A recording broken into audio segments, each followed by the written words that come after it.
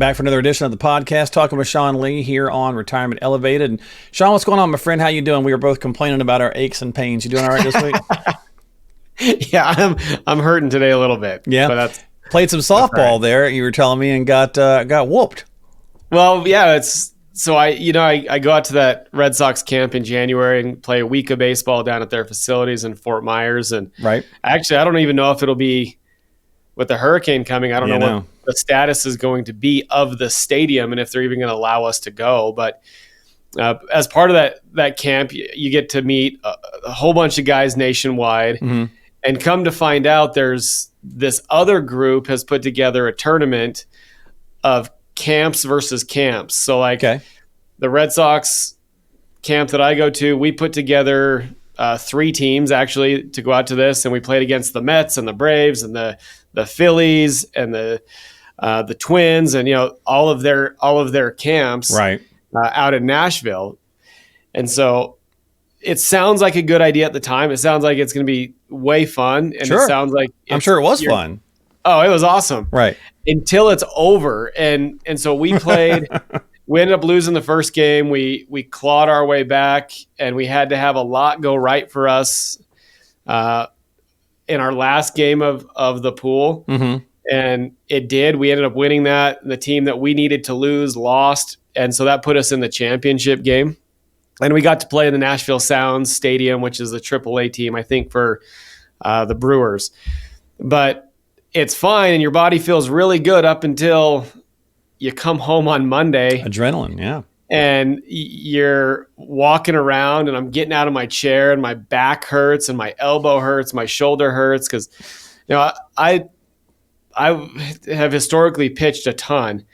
Well, throwing 7 innings in 3 or 4 days is not what my body's used to. Yeah. Well. So with lower back and shoulder and knees and legs, and I'm not built for big weekends of baseball. But anymore. The term is anymore. Yeah. No, I'm better suited to coach 120 games a year between the high school and the youth than to play 6 games in a weekend. That's where I'm at. Well, welcome to the club, my friend. It all happens to all of us. So, it's certainly one of those things that happens. And, this week we're going to talk about something that's interesting that kind of happens in the retirement world, I suppose. I want to talk about dividends a little bit. I saw an article. I don't remember exactly where it was, but it says, is dividend investing dead for retirees? And so my question to you this week as we chat is living off dividends still a solid retirement income strategy? Does that still work? I'm a dividend guy. I do like dividends a lot for pieces of the plan. Okay. But if we kind of backtrack of how we view dividends and how you can create income, there's really only 3 ways that you can create income in retirement, and there's every person in America falls under 3 different categories, or one of these 3 categories. Okay, and they are. And the first category is the person who says, you know what, I've got this income gap, whatever it may be. You take your sources of income minus what your expenses are. And if you have a difference there, if you have a shortfall, you have to create income. So let's say that I need $5,000 a month, but I'm only bringing in 3. I've got that gap of 2,000. So, how do I want to create that? Well, there's only one of 3 ways to create that. And the first way is that protected type person that says, I don't want any market risk. I want my income to be safe. I want it to be conservative. I want it to be there and guaranteed when I need it. Well, those vehicles are one thing. It's usually fixed products, fixed vehicles, CDs, bonds, insurance companies, things like that. The next person says, well, I want to create my income off of the markets. And that's okay too. But in my opinion, that income built off the markets should be viewed by using dividends, which I'll get to in a second. Okay. And then the third person just wants a combination of the 2. They want some protected money. They want some market money. But when we look at dividends and incorporating dividends into a strategy, think about it like rental income. Is the analogy that I use. So you go out and you buy a piece of property and you say, you know what, I'm going to rent this out. It's going to be a long-term rental. So I'm going to buy a home and I'm going to rent it to, the Smith family right now for a year. Right. Well, I don't know that I necessarily care what the valuation of my home does. right? It's going to go up, it's going to go down, Okay. as long as I'm getting my rental income each and every month. Okay. So that's how dividends work. A little bit of The reliability, I suppose, right? yeah, the Okay. holdings that you buy, as long as they continue to do what they're supposed to and they continue to pay their dividend, you don't necessarily care what the valuation of the stock or the ETF or fund does, Right. as long as they're paying out your dividend consistently to you to provide your income. Gotcha. Okay. So the conversation is like incidental income, which is a term that's used for like buying and selling stocks and generating income that way, versus the reliability, a bit more reliability, I guess, of dividends. Now, so with that being said, does it provide a lack of diversification if you're doing a dividend strategy? Is that why it's just a portion of it, and versus like having a bunch of dividend paying companies, or what's the thoughts there? So, like here at our office, we won't just buy like an Exxon stock, for example. Okay. So, Exxon's been a great dividend producer for a lot of years.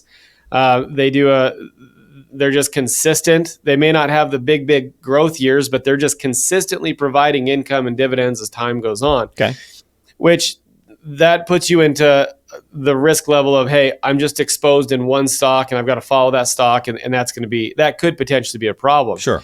If we're going to incorporate a dividend strategy, we're going to look at adding, 15, 20, 25 different holdings that are all doing different things, but still providing income. So maybe there's some debt securities. Maybe we've got some individual stock mixed into that, not only energy, but maybe looking at companies that pay a dividend like the Verizons and the AT&Ts of the world that are telecom type companies. Gotcha. So adding a nice basket of holdings, if you're going to produce dividends, is going to help with that diversification. Okay. And then in my mind, you layer on some protected money. Now you've got some guaranteed income, you've got some dividend income, and in a lot of cases, we can make the plan much more efficient. And if you don't need all of the dividends, then there are some other strategies that we can incorporate as well inside of your plan. Okay, that makes sense. And so I guess final question, just thinking about then is, and of course, if there's anything else that I'm not thinking of, feel free to chime in, obviously. Yeah. So if living off of dividends, if it's part of a strategy, what about the taxation side of that versus something like incidental income, where you are moving things and doing capital gains, having that kind of issue? So what's the tax side of the dividend thing? It depends on the wrapper of the money, right? So if you're building dividends with IRA money, it's going to be taxed as ordinary income. Oh, okay. So you're just doing it inside the bigger umbrella. Right. And the cool thing about that, so let's say that there's $1 million portfolio, for example, and we know that the dividend pool that you need is like $3,000 a month. I'm just throwing that out there. Sure. Yeah. But we choose that we want to maybe create a little bit of velocity of money, or maybe right now you don't necessarily need dividends. You need dividends in 2 or 3 years. In a lot of cases, what we can do is that we can say, all right, let's take this $1 million portfolio. Let's put 70% of it in dividend producing holdings. And maybe those dividend producing holdings spit out $35,000 a year, for example. Okay. The other 30% we can put in growth style holdings. But if we're not using the dividends that are coming in, we can use those dividends to create a velocity of money approach that not only are we purchasing, more dividend producing holdings, but now we can also use dividends to buy up the growth stocks. Gotcha. The aggressive guys of the world that are going to take off and hopefully allow for some growth down the road. Now we make it look like our portfolio is having $35,000 a year contributed to it, when all we're doing is we're just buying some dividend stocks, we're reinvesting them, but we're doing it strategically into also continuing to buy some growth holdings as well. Okay. From a tax perspective on the non-qualified side, then you want to be really careful. We want to look at holdings that are maybe what are called qualified dividends, that are taxed a little bit differently. They're taxed a little bit more efficiently. They're taxed from a long-term capital gain perspective, rather than holdings that like mutual funds that pay ordinary income and dividends out that are taxed just at your normal tax rate. At your normal income rate. Okay. All right. Yeah. So I guess the long and short question then is, or just the short of it, is dividends still a decent strategy in the modern day retirement era? Yeah, I think it is, especially as the Fed is going to continue to lower rates. Okay. You're going to see, the days of getting a 5% infidelity are probably going to start to go away pretty soon in your money market accounts. But dividend producing portfolios still have the opportunity to create that level of income for you and still give a little bit of growth. You don't have to give up all your growth by going to dividends. Yeah. But you could potentially get a little bit of growth attached to it with the dividend on top of it. And so it does help to outpace a little bit of inflation and give you a little bit more flexibility than just being in just straight protected income style vehicles. All right. Well, there you go. So if you've got some questions about dividends as part of your portfolio or strategy, make sure you're reaching out to Sean and the team. Find them online at elevatemyretirement.com. That's elevatemyretirement.com to get yourself some time onto the calendar. Don't forget to subscribe to the podcast on Apple, Spotify, and YouTube now. Click the thumbs up and ring the notification bell to catch future episodes. And if you got any questions, need any help, check the show description for the links. We have all the links in there for how to get in touch with them as always. So Sean, thanks for your time and breaking down dividends a little bit, my friend.